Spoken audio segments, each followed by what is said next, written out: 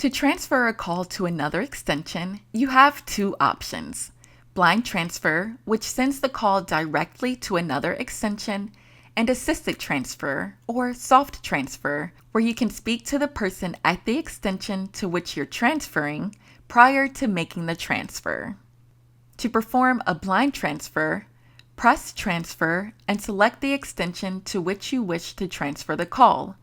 Then press Transfer again.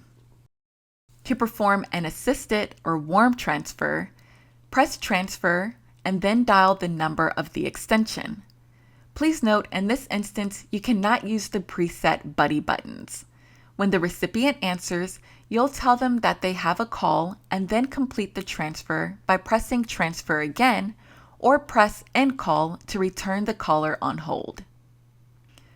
To send a caller directly to voicemail, select Transfer, then dial 03 plus the extension to which you are sending. Then complete the transfer.